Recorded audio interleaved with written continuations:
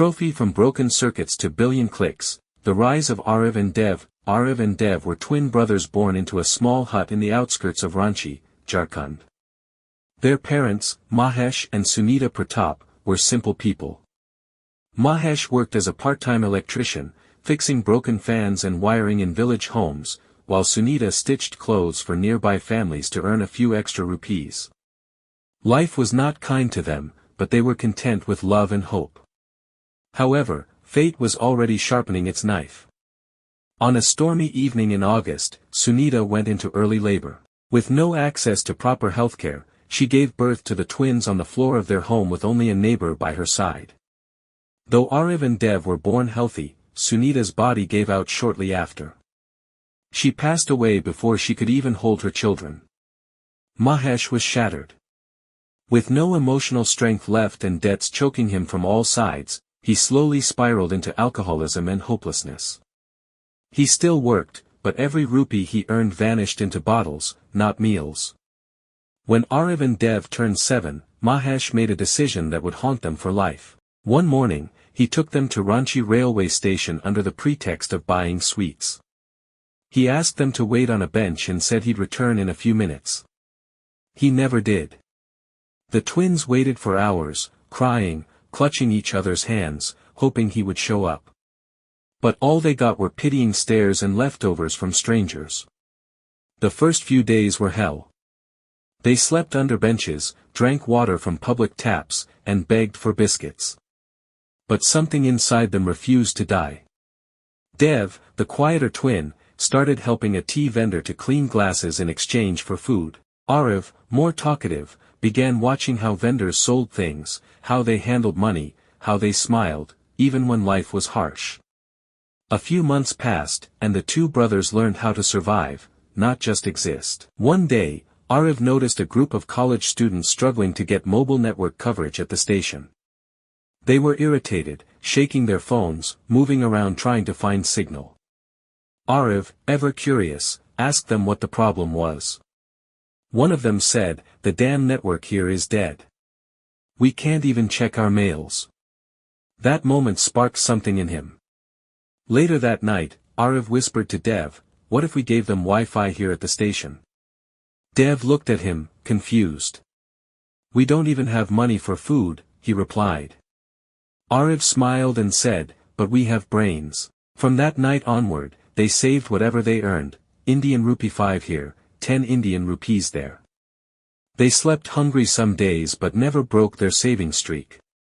Aarav would sneak into internet cafes, not to surf social media, but to watch YouTube videos about routers, Wi-Fi sharing, hotspot setups, and basic tech. Dev, on the other hand, started learning how to fix second-hand phones. They turned their curiosity into knowledge.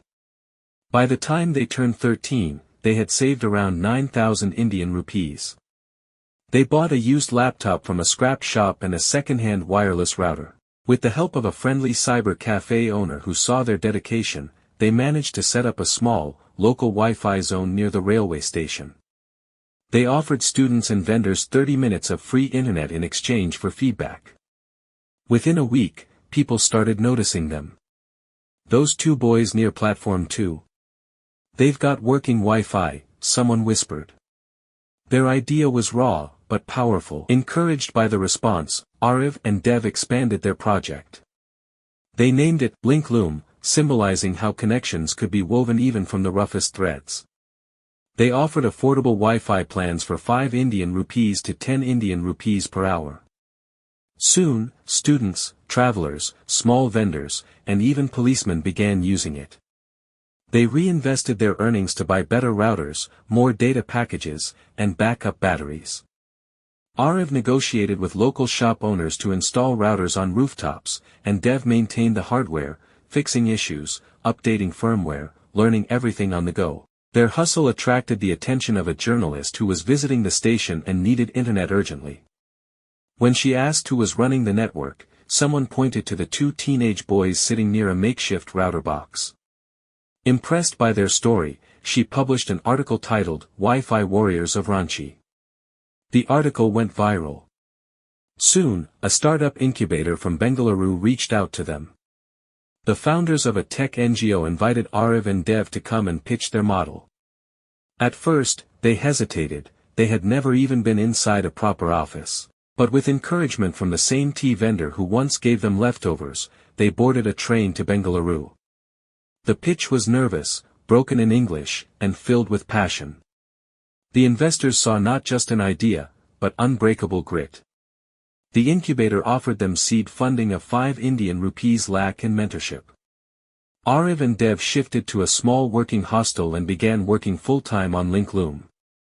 They upgraded their branding, turned their service into an app, and expanded to other small stations and rural towns where internet was scarce. Within 2 years, LinkLoom had set up over 150 public Wi-Fi zones across India, from train stations to bus depots to college campuses. But they didn't stop there.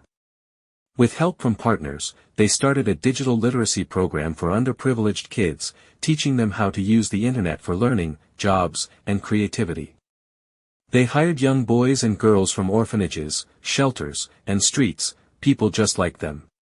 Aarav often said in interviews, "We don't hire for degrees.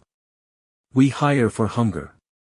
At 22, they were featured in Forbes India's 30 Under 30 list. At 24, LinkLoom had raised 12 Indian rupees crore in funding and launched in Nepal and Bangladesh. Their offices were in glass buildings now, but they never forgot the bench at Ranchi station. They kept it preserved in their first headquarters, with a brass plaque, "The place where we waited. The place where we decided never to wait again." In one of their talks at a tech summit, Dev stood on stage and said, "We weren't born with privilege. But we were born with purpose."